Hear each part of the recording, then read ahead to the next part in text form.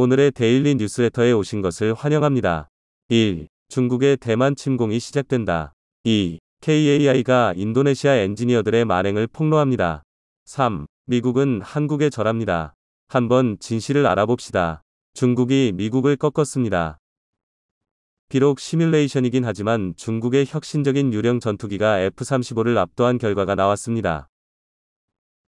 이 충격적인 결과로 전 세계가 혼란스러운 상황입니다. 대한민국과 미국을 비롯한 대부분의 서양 국가는 하이급 주력 전투기로 F-35를 운용하고 있어 중국을 포함한 공산 국가들의 대량 물량 공세에 대항할 수 있습니다. F-35는 스텔스 전투기 중 가장 완벽한 것으로 인정받고 있어 질적 우위를 선점하고 있습니다. 그러나 시뮬레이션에서 유령 전투기가 이긴 상황에서 만약 실제로 등장한다면 지구상에서 어떤 국가도 중국의 폭주를 막을 수 없을 것입니다. 그리고 모든 나라들은 중국의 공중에 존재하는 유령 전투기들에게 철저하게 농락당하며 중국의 지배하에 끌려다녀야 할 것입니다. 그래서 준비했습니다. 오늘은 미국을 이긴 중국 유령 전투기를 철저히 파헤쳐드리겠습니다. 최근 중국 SCMP가 아주 충격적인 보도를 내보냈습니다. 난징항공항천대에서 발표한 논문에 기반을 둔 해당 기사는 미 공군 주력기인 F-35와 중국이 개발 중인 AI 지휘 전투기의 모의 공중전을 다루고 있는데요. 여기까지만 보면 별로 특별할 게 없는 기사지만 문제는 결과였습니다. 모두의 예상을 뒤덮고 중국의 AI 기체가 고작 8초 만에 F-35를 격추하며 압승을 거둔 것입니다. 도저히 믿기 힘든 결과였는데요. 외계인과도 싸울 수 있다던 미국의 5세대 스텔스 전투기가 중국이 이제 막 개발을 시작한 AI 전투기 앞에서는 종이비행기에 불과했던 것입니다. F-35는 30km 전방에서 미사일을 어깨너머로 발사하는 등 비상식적인 전술을 구사하는 중국 AI 전투기에 반응조차 하지 못하고 속수무책으로 당해버렸는데요. 이런 결과가 도출된 이유는 시뮬레이션에 적용된 기체들의 성능 차이가 매우 극심했기 때문입니다. 최고 속도가 마하 1.6인 F-35의 최대 중력 가속도는 라인지가 한계지만 AI가 지휘하는 중국의 전투기는 마하 5터부터 11을 넘나드는 극초음속 비행으로 최대 중력 가속도가 11G에 육박하는데요. 오죽하면 시뮬레이션을 분석한 군사 전문가들 사이에서 유령 전투기라는 별명까지 퍼질 정도입니다. 그리고 사실 들린 말도 아닌데요. 놀랍게도 중국의 유령 전투기는 완전한 무인 체계로 운용되고 있었습니다. 바로 여기서 중국 유령 전투기가 F-35를 꺾을 수 있었던 이유가 밝혀지는데요. 5세대 전투기 이후 미래 항공전의 가장 큰 제한사항은 아이러니하게도 사람입니다. 공중전의 개념을 제시한 제2차 세계대전의 스피파이어부터 등장과 함께 5세 대기 정점에 올라선 F-22 랩터까지 전투기에 적용되는 항공기술은 천지개벽 수준으로 발전했는데요.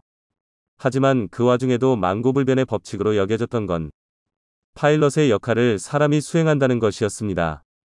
그렇기 때문에 전투기를 설계하면서 가장 기본이 되는 건 중력 가속도에 의한 의식 상실일 수밖에 없습니다.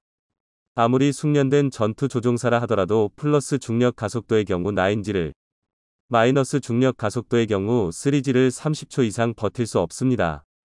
그나마 플러스 중력 가속도의 경우 체내 혈이 발 쪽으로 몰리면서 의식을 잃는 블랙아웃이 발생합니다. 그러나 마이너스 중력 가속도의 경우 반대로 혈액이 머리로 쏠리면서 핏줄이 터지는 레드마웃이 발생하는데요. 블랙아웃은 격정적인 중력 가속도 상황에서 벗어나면 정상 컨디션으로 돌아올 수 있지만 레드아웃은 눈과 뇌의 모세혈관이 터지거나 심할 경우 뇌출혈이 발생할 수도 있습니다. 전투기 비행 중에 레드아웃이 발생하면 아무리 고도로 훈련된 파일럿이라 할지라도 홀로 극복하는 게 불가능한데요. 현대의 전투기는 이런 안전사고에 대비한 설계가 필수적입니다. 대표적으로 파일럿이 모종의 이유로 기체에 대한 통제력을 잃었을 때를 대비하여 15초 이상 입력이 없을 경우 강제로 조종석을 사출하는 데드맨 스위치 등의 안전장치가 있는데요. 하지만 마주 냉정하게 말하면 이런 파일럿의 생명 유지를 위한 방안들이 고려되어야 하기에 유인 전투기의 기체 성능에는 한계점이 뚜렷합니다. 게다가 아무리 안전장치를 구비한다 하더라도 파일럿의 생명을 완전히 담보하지도 못하는 게 현실인데요. 일례로 대한민국에서는 2006년 F-15K를 도입한 지 얼마 되지 않아 중력 가속도에 의한 의식상실로 일대가 추락하면서 파일럿이 명을 달리하는 안타까운 사고가 일어났었습니다. 또한 군사 전문가들이 기체 구조상 가장 안정적이라 평가하는 라팔은 같은 이유로 2007년 추락 사고가 있었는데요. 이는 현재까지도 라팔의 유일한 추락 사고였습니다. 이뿐만이 아닙니다. F-22 랩터 역시 2009년에 파일럿이 의식을 상실하면서 기체와 함께 추락, 순직하는 사건이 있었는데요. 미국의 자체적인 조사에 따르면 전투기 파일럿들이 겪는 중력 가속도에 의한 의식 상실은 100만 시간당 약 933회에 달합니다. 심지어 이는 플러스 중력 가속도 기준으로 7.5G 이상의 급격한 기동을 실시하지 않는 통상 비행을 기준으로 조사된 것입니다. 실제 파일럿들이 전시에 경험하는 도그파이트의 경우 5분 이상 지속되면 100명의 조종사 중 19명 이상이 의식상실에 노출될 것으로 군사 전문가들은 예상하는데요. 이는 특히 동북아시아 안보 환경을 고려했을 때 상당히 치명적인 수치입니다. 대한민국은 400여 대의 전술기 보유량 중 대다수를 차지하는 FA-50, KF-16, F-15K, 그리고 120대 양산 계획 중인 KF-21까지 4세대, 4.5세대 전투기를 주력으로 운용하는데요. 이는 곧 4세대 이상의 전투기와 WVR, 도그파이트를 배제할 수 없다는 의미입니다. 그렇기에 우리 파일럿들은 적에 의한 피격 외에도 늘 중력 가속도에 의한 의식상실이라는 위협 역시 고려해야 합니다. 대한민국을 포함한 많은 나라들이 무인 전투기를 개발하려 하는 것은 이를 해결하기 위한 목적도 없지 않은데요. 그리고 지금 이 순간 무인 전투기 개발의 최선두를 달리는 건 유감스럽게도 중국입니다. 중국은 무인 전투기의 원천 기술이라고 할 수 있는 드론 운용 기술과 AI 운용체계에 있어 세계 최고 수준을 자랑하고 있는데요. 중국 관영 매체 글로벌 타임즈는 최근 퇴역 전투기 중 일부 개체를 무민 드론으로 개조하고 있는 상황을 보도했습니다. E-21을 기반으로 제작된 J7300 여대가 그 첫 대상인데요. 현역 운용 시절 최대 속도가 마하 2에 육박하던 J7E 무민 전투기로 개수된다면 중국은 아무 손실 없이 가미카제 전술을 구사할 수 있는 15개의 비행대대를 얻게 되는 것이나 마찬가지입니다. 물론 아직 무인 전투기 개발과 운용은 걸음마 단계이긴 한데요. 하지만 지금처럼 계속 중국이 퇴역 전투기를 드론으로 개조해 나간다면 향후 무인 전투기 개발을 위한 초석이 될 것은 분명합니다. 이는 대단히 현실적이며 치명적인 위협입니다. 시진핑이 천명하였듯 중국은 대만을 침공하기 위한 전수작업에 돌입했습니다. 그리고 이 작전의 구상 속에는 대한민국을 대상으로 하는 타격 역시 포함되어 있을 텐데요. 꼭 주한미군이 아니더라도 대한민국의 선택에 따라 대만 침공의 승패가 갈리기 때문입니다. 실제로 양만 전쟁 발발 시 중국 북부 전구, 동부 전구는 대한민국과 일본을 상대하기 위한 전력으로 운용될 것입니다. 특히 동부 전구는 3개의 집단군과 해군 함대, 2개 해병여단, 2개의 공군 기지, 1개의 로켓군 기지로 이루어져 있습니다. 양안 전쟁이 발발한다면 동부 전구는 2개의 해병여단을 한국 서해안으로 침투시켜 수도권을 장악하고 그 사이 로켓군으로 원거리 타격으로 주요 군사 기지를 파괴할 속셈인데요. 여기서 비교적 중요도가 떨어지는 전략 목표물에 앞서 소개한 드론 전투기, 무민 전투기 등이 운용될 것으로 보입니다. 도통 심각한 상황이 아닌데요. 그나마 다행인 건 대한민국 또한 이에 대한 대비를 게을리하지 않고 있다는 것입니다. 우리 군의 대응은 크게 3단계로 이루어져 있는데요. 첫 번째 단계는 서해 함정을 통한 요격입니다. 일례로 8척을 운용 중민 대구급 호위함에는 각 함정에 한국형 수직발사체계 KVLS가 16셀씩 탑재되어 있습니다. KVLS는 현재 미군에서 운용 중인 MK-41 스트라이크 팩과 동급의 무기체계이지만 셀 면적은 180%, 셀 길이는 120%, 무장 탑재 능력은 185%, 화염 처리 능력은 135% 향상되었는데요. 아무리 무인 전투기의 기동이 자유롭다고 하더라도 3세대 이하의 전투기에 기반한 이상 큰 위협은 되지 못합니다. 두 번째 단계는 공군기를 통한 항공요격입니다.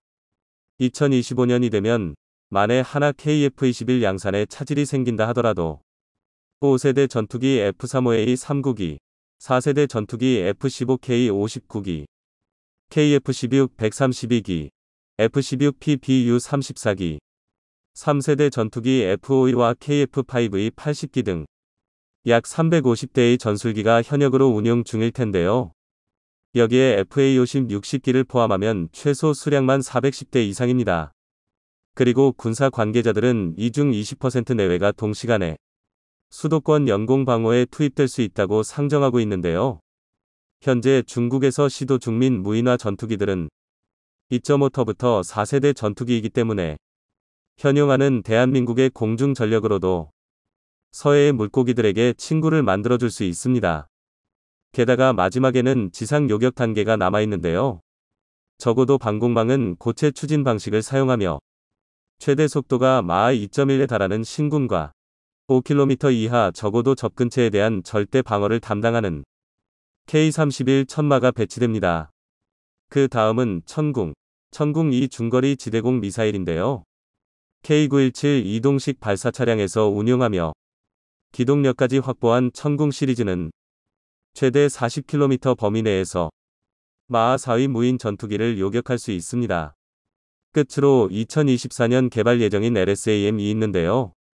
한국형 THAAD도 불리는 LSAM은 아직 정확한 스펙이 공개되지는 않았지만 애초에 대탄도탄 유도 요격의 역량이 맞춰진 만큼 무인 전투기에도 상당히 효과적인 요격률을 보여줄 것으로 보입니다. 물론 아무리 촘촘한 방공망을 갖췄다 해도 안심할 수는 없는데요. 지금 당장이야 중국의 무인화 시도는 J7에 그치고 있지만 대기줄에 서 있는 퇴역 전투기만 하더라도 무려 3,000대에 달합니다. 유사시 중국이 우리 방공망을 약화하기 위해 무인 전투기를 대거 전개한다면 이를 모두 막아낼 수 있다고 장담하기란 쉽지 않은데요. 가장 효과적인 대응 방안은 서해상에서 격추하는 것입니다. 민간인의 피해나 산업시설에 영향이 가지 않는 선에서 방어가 가능하기 때문인데요. 이를 위해 우리 군에선 직접적인 물리적 타격 능력을 갖춘 하드킬 대드론 전력과 제어권을 상실케 하는 소프트킬 대드론 전략을 동시에 확보할 필요가 있습니다. 그러나 얼마 전이 북한 무인기 침투 사건을 통해 하드킬 방식의 한계가 도출되면서 소프트킬 대응 방안 확보에 지나치게 역량이 집중되고 있는 것은 아닌가 염려되는데요. 닭 잡는 칼과 소 잡는 칼이 구분되어 있다는 속담처럼 무기체계는 모든 부분에서 동시다발적인 발전이 반드시 수행되어야 합니다. 떡줄 사람은 생각도 않는데 김칫국부터 마신다는 말이 딱입니다. 최근 대한민국이 KF-21위 복자형 CJ 4호기까지 초도 비행에 성공시키자 싱글벙글 난리 난 나라가 있는데요. 바로 인도네시아입니다. 염치라고는 눈곱만큼도 없는 인니가 그간의 갑질은 기억도 못하고 KF-21위 지분을 주장하고 나선 건데요. 심지어 계약서를 들먹이며 KF-21 CJ 5호기를 내놓으라고 소유권까지 주장하고 있습니다. 이제는 어이가 없어 화가 나는데요. 게다가 인니는 대한민국이 분담금부터 갚으라는 당연한 요구를 하자 산업 스파이까지 파견하는 충격적인 만행을 저질렀습니다. 그래서 준비했습니다. 오늘은 선을 넘어도 제대로 넘어버린 인도네시아의 욕심에 대해 알려드리겠습니다. 최근 인도네시아가 올해 하반기에 예정된 KF-21 CJ 5호기 시험 비행에 참여하기 위해 자국 파일럿 2명을 대한민국에 파견했다는 사실이 밝혀졌습니다. 얼핏 인도네시아의 이런 결정은 미우나 고우나 공동개발국에 이름을 올리고 있는 만큼 문제될 게 없어 보이는데요. 그러나 말이 좋아 공동개발국이지. 그동안 KF-21 개발 과정에서 인니가 보여준 행보는 국제범죄나 다름없는 수준입니다. 애초에 기술 협력 같은 건 기대도 안 했던 대한민국은 인니와 전체 개발비의 고작 20%인 1조 7천억 원의 지원 계약을 맺었는데요. 인니 입장에서는 분탕금 납부만 제때 했어도 1인분을 할 수 있는 무임승차 수준의 날로 먹는 계약이었습니다. 그런데 인니는 이마저도 제대로 지키지 않았는데요. 2019년부터 재정 악화 등을 핑계로 분담금 납부를 계속 미뤄왔습니다. 심지어 결국 돈 내놓으라는 소리도 지친 대한민국에서 사정을 봐줘서 2022년 3월 비용 분담 계약서까지 수정해줬지만 이마저도 지키지 않았습니다. 인니는 그저 자국 조종사와 기술진 40여 명을 다짜고짜 대한민국에 밀어넣고 고작 94억 원의 미납금을 납부했을 뿐입니다. 이는 기껏해야 전체 미납금의 1%에 불과한 금액입니다. 이 정도면 미납금 납부가 아니라 대한민국을 모욕한 것이나 마찬가지입니다. 인니가 한국에 던져놓은 조종사와 기술진들 숙박비도 안 나오는데요. 그래도 차라리 인니의 만행이 여기까지였다면 100번 양보해서 노력이라도 하는 게 어디냐고 생각할 수도 있습니다. 실제로 국내 일각에서는 금액이야 어찌되었든 이로 인해 인니의 미납금 납부에 탄력이 붙었다고 표현하기도 했습니다. 이때까지만 해도 적어도 인니의 미납 분담금을 갚을 의지라도 있다고 생각되었는데요. 하지만 이는 너무 순진한 생각이었습니다. 인도네시아 무함마드 헤린드라 국방차관이 국내 인터뷰에서 향후 대한민국에 파견되는 자국 기술진이 100명까지 확대되길 기대한다고 밝힌 건데요. 이에 현장에 있던 기자가 미납금에 대해 질문을 던지자 헤린드라 국방차관은 양국 실무진 간의 협의를 통해 이루어질 것이라는 원론적인 내용으로 대답을 회피했습니다. 누가 봐도 미납된 분담금은 갚지 않고 대한민국의 KF-21 기술만 빼가겠다는 소리인데요. 게다가 여기에 더해 인니는 대한민국이 자신들의 억지를 모두 받아주는 게 당연하다는 듯이 언론 플레이까지 펼쳤습니다. 지난 2월 20일 간디 술리스티안토 주한 인도네시아 대사가 CNN을 통해 인니 조종사 2명이 KF-21 CJ-5호기 조종을 위해 대한민국에 파견되었으며 개발 프로그램 종료 직후 해당 기체 1대를 제공받을 예정이라고 주장한 건데요. 뿐만 아니라 현지 매체 에어스페이스 리뷰 또한 같은 내용의 보도를 뿌리며 KF-21 인수를 기정사실인 양 만들었습니다. 아닌 게 아니라 실제로 인니 조종사 2명은 KF-21 복자형 CJ-4호기의 초도 비행을 1급 군사시설인 비행통제실 MCR에서 참관한 데다 시뮬레이터를 통해 KF-21 비행 연습을 진행 중이라는 게 사실로 밝혀졌는데요. 지금 인니는 고작 1% 남짓한 미납금을 납부하고 이를 명분 삼아 자국의 조종사도 기술진도 모두 받아야 주어야 된다고 되지도 않는 고집을 부리고 있습니다. 인니의 이런 행동은 KF-21 공동개발국이라는 지위만 떼어놓고 보면 산업 스파이 활동과 다르게 없는데요. KF-21이 앞으로 수십 년간 대한민국의 공중안보와 방산시장을 이끌어갈 핵심 무기체계라는 걸 생각하면 도저히 용서할 수 없는 행동입니다.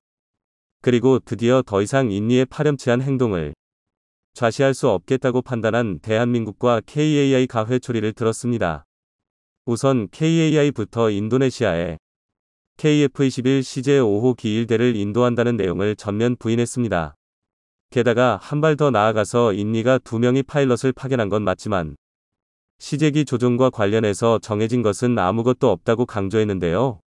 쉽게 말해 인니 멋대로 김칫국부터 들이키지 말라고 경고한 것입니다.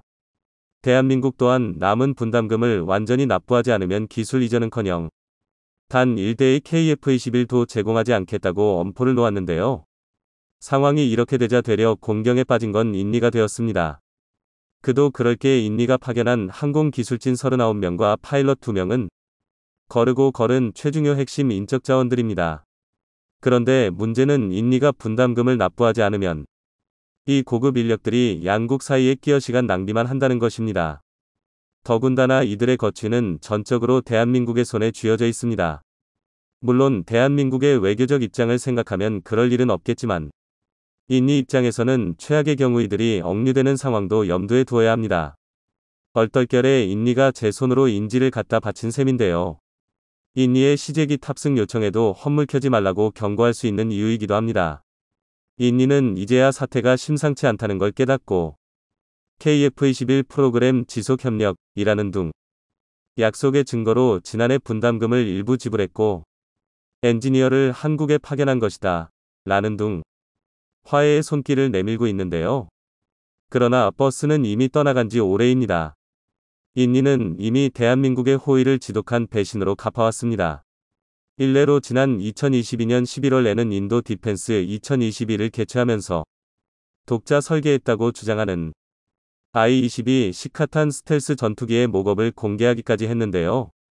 문제는 발표 시점이었습니다. 인니가 시카탄 목업을 공개한 건 대한민국과 분담금 미납 문제와 관련해 공동개발 최종 협의를 마무리한 직후였습니다. 의도가 정말 뻔히 보이는 얕은 수작질이었는데요. 인니의 의도는 대한민국이 아니더라도 충분히 수준급의 전투기를 설계하고 개발할 수 있는 국가이니 분담금 유예 신청을 받아들이고 대한민국이 양보하라는 의미였습니다. 이미 KF-21 이전 세계 방산시장에서 초유의 관심사가 된 마당에 아직도 대한민국이 아쉬운 입장이라고 단단히 착각한 건데요. 인니는 개발 초창기부터 KF-21을 굉장히 부정적인 시각으로 바라보았습니다. 군사적 관계를 고려해서 20% 개발비 분담을 받아들였지만 대한민국이 KF-21을 개발할 수 있으리라고는 생각하지 않았습니다. 만에 하나 KF-21 개발이 성공하더라도 그저 그런 결함투성이 전투기가 탄생하리라 생각했는데요.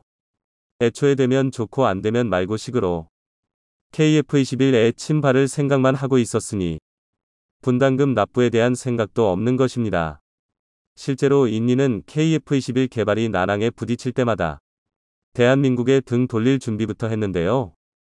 분담금은 차일피일 미뤄가면서 뒤로는 전투기 수집에 나섰습니다.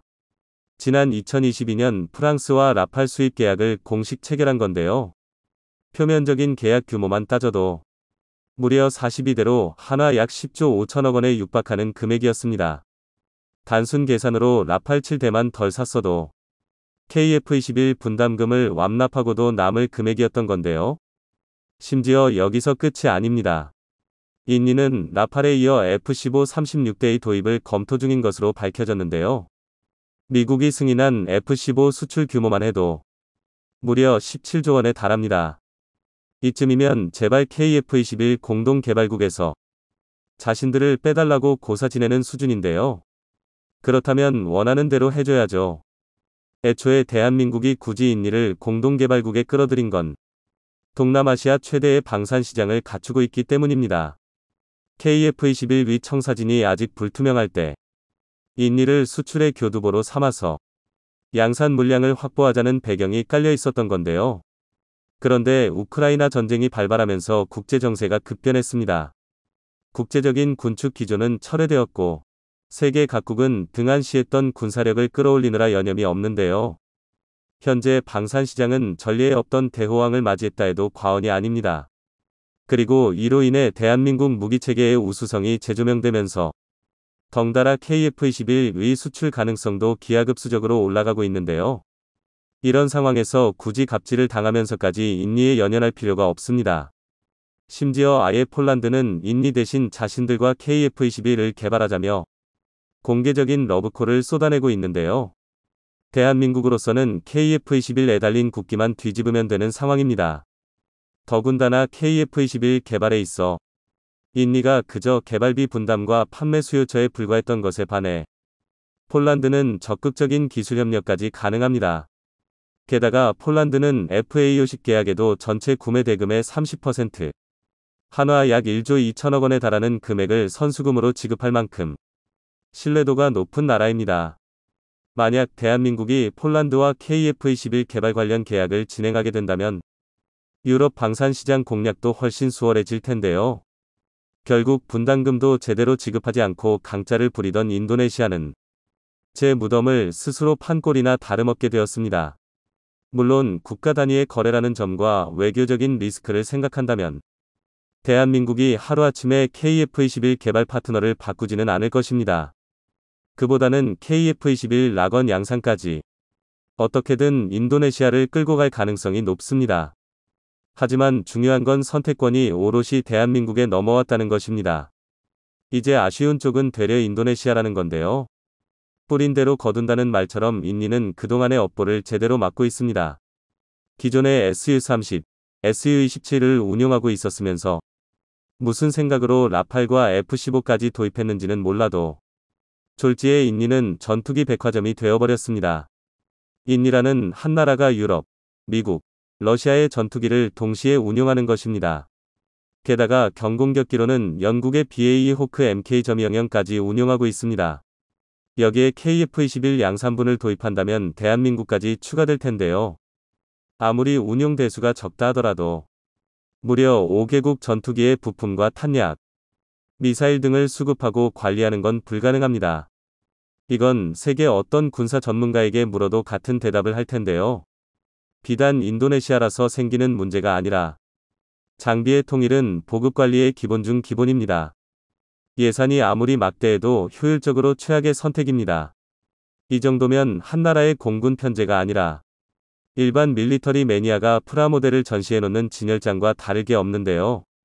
이처럼 대한민국의 뒤통수를 친 나라들은 결국 사필귀정으로 결론이 난다는 게 또다시 확인되었습니다. 부디 인도네시아가 늦게라도 정신을 차리고 분위기가 심상치 않습니다. 드디어 대한민국 무기체계가 현존하는 최대의 방산시장을 두드리기 시작했는데요. 바로 미국입니다. 세계적인 명품으로 자리잡은 대한민국 무기체계지만 그동안 유독 미국 방산시장에서만큼은 활약이 미미했는데요. 워낙 독자적인 시장 구조가 잘 갖춰진 데다가 타국산 무기체계를 깔보는 거만한 시선이 미국 내 전반에 깔려 있었기 때문입니다. 그런데 최근 K방산 이 국제 방산업계에서 두각을 나타내자 미국의 꼿꼿한 태도도 바뀌기 시작했는데요. 심지어 그 먼저 고개를 숙이고 대한민국 무기체계를 초대하기까지 했습니다. 그래서 준비했습니다. 오늘은 미국 방산시장 공략에 나선 대한민국 무기체계에 대해 알려드리겠습니다. 미국은 연간 거래 규모만 500조 원에 육박하는 세계 최대의 방산시장입니다. 누구나 군침 흘릴 만한 황금알을 낳는 거위인데요. 그러나 미국 방산시장에 진입하기란 하늘의 별 따기나 마찬가지입니다. 미국은 무기 도입 시 자국 시장 보호를 위해 수출 희망 업체에 대하여 미국산 우선 구매 제도를 적용하고 있습니다. 이로 인해 조달 대상 제품의 원가에 미국산 구성품이 55%를 넘어야 미국산으로 인정받을 수 있고 혹여나 이를 넘지 못하면 무려 50% 할증이 붙어버립니다. 사실상 시장 경제 원리를 무시하는 깡패짓이나 다름없는데요. 이런 불이익 때문에 국내 방산업체가 아무리 우수한 성능의 무기체계를 제안해도 미국산 장비에 비해 항상 불리한 위치에서 경쟁을 시작할 수밖에 없었습니다. 그런데 지난 2022년부터 이상한 일이 벌어지기 시작했습니다. 그 콧대 높던 미국이 자존심을 한 수 접고 대한민국과의 국방상호조달협정 RDP 체결을 추진하기 시작한 건데요.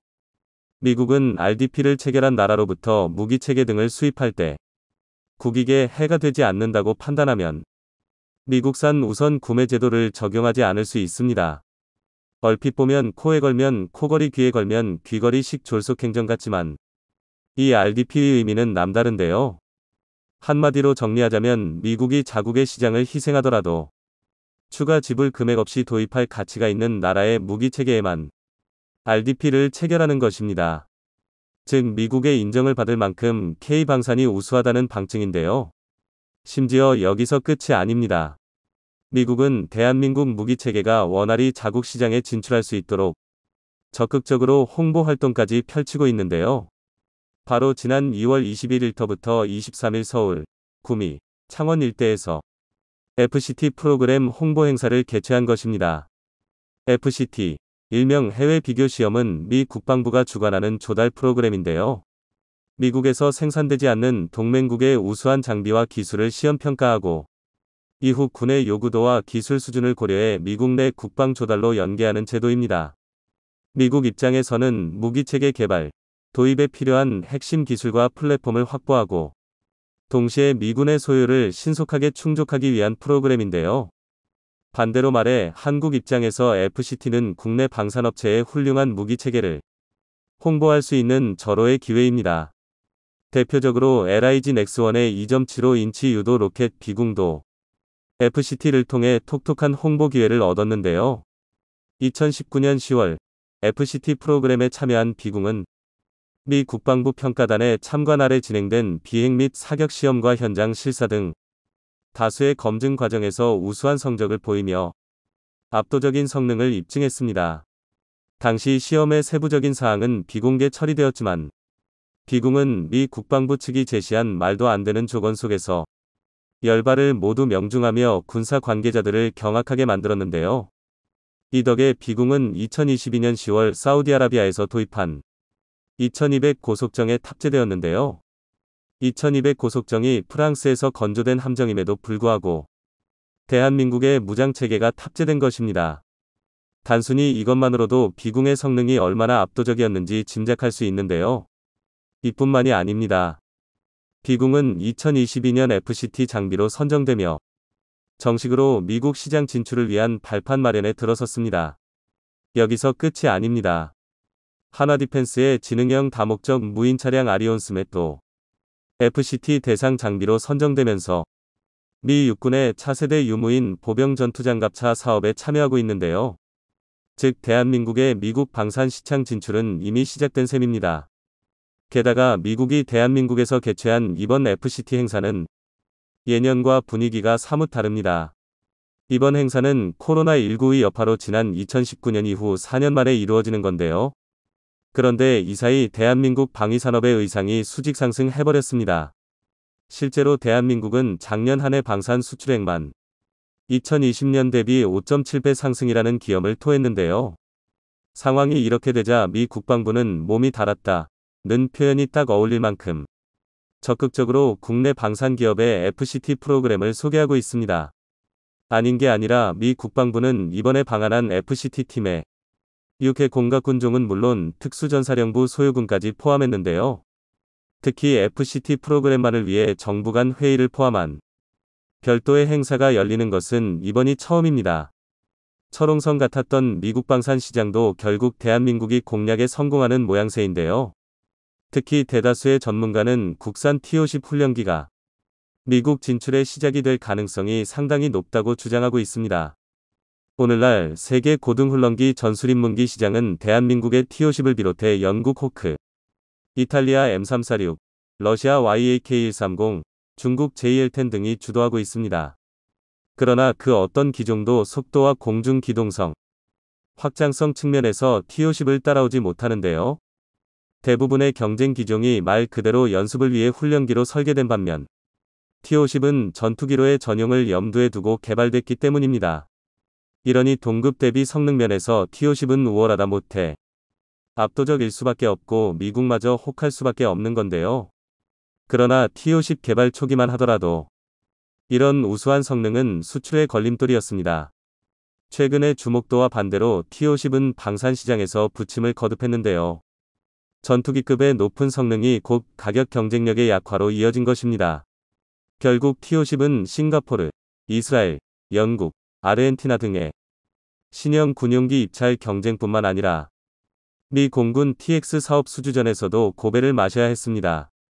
2016년 미 공군이 1950년대 도입된 T-38을 대체하기 위한 차세대 고등훈련기 사업을 벌였는데요.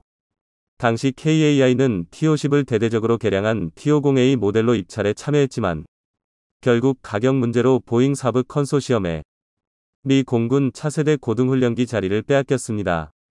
그런데 최근 상황이 심상치 않게 돌아가기 시작했습니다.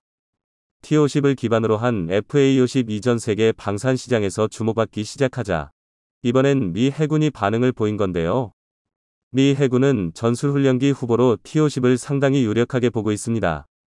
심지어 한국 T-50 도입을 위해 로키드 마틴과 이스라엘 레이더 생산 업체 엘타의 관계자 방안을 준비 중인데요. T-50 개발에 있어 로키드 마틴의 역할을 무시할 수 없는 만큼 KAI, 로키드 마틴, 엘타 3사가 개량된 T-50으로 미국 시장에 진출하려는 모양새입니다. 실제로 로키드 마틴은 지난 2022년 중순 KAI와 T-50 판매 협력 합의서를 체결하기도 했는데요. 로키드 마틴에서 KAI와의 협력 수준을 전략적 관계로 상향시켜 T-50 계열 훈련기의 제작과 마케팅은 물론 기체 개량, 공장 신증설 등 전 분야에 걸쳐 미국 대리점 노릇을 자처한 것입니다. 전 세계 1위의 초거대 방산기업 로키드 마틴이 T-52 판매력을 인증한 셈인데요. 그도 그럴 게 미 공군 차세대 고등훈련기 사업에서 한번 대한민국 T-50을 제쳤던 T-7A가 개발 과정에서 적지 않은 문제점을 보이고 있습니다. 오죽하면 이미 T-7A를 선정했던 미 공군이 추가로 280여 대의 고등훈련기 추가 소요를 발표할 정도인데요.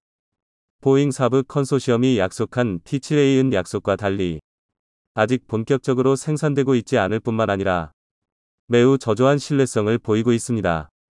당초 보잉과 사브는 T-7A 양산 모델 개발을 2022년까지 완료하고 2024년 초기 작전 능력을 확보할 예정이었습니다.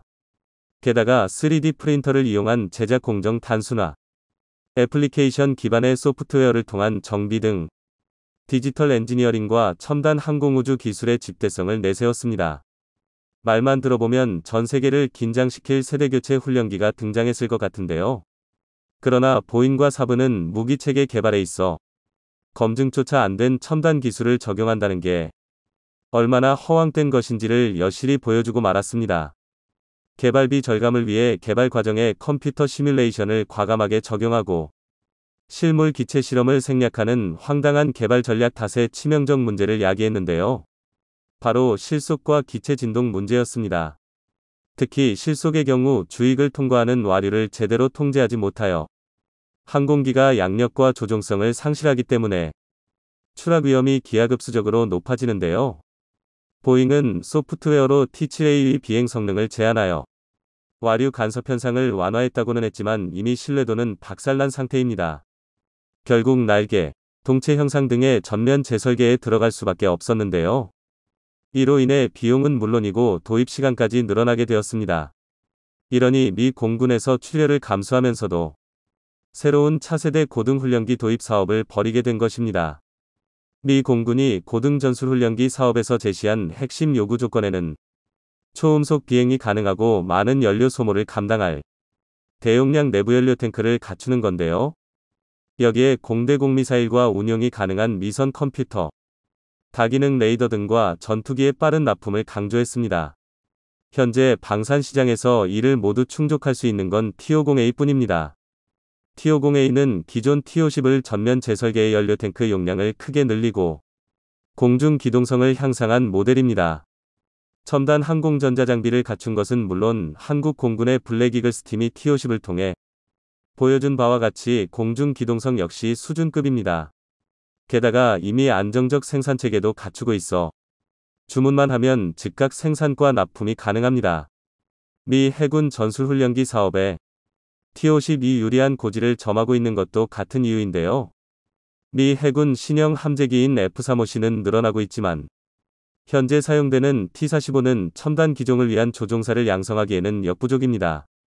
반면 T-50은 경공격기인 FA-50을 토대로 만든 기종인 만큼 미 해군이 차기 전술훈련기로 요구하는 높은 성능을 만족시킬 수 있습니다.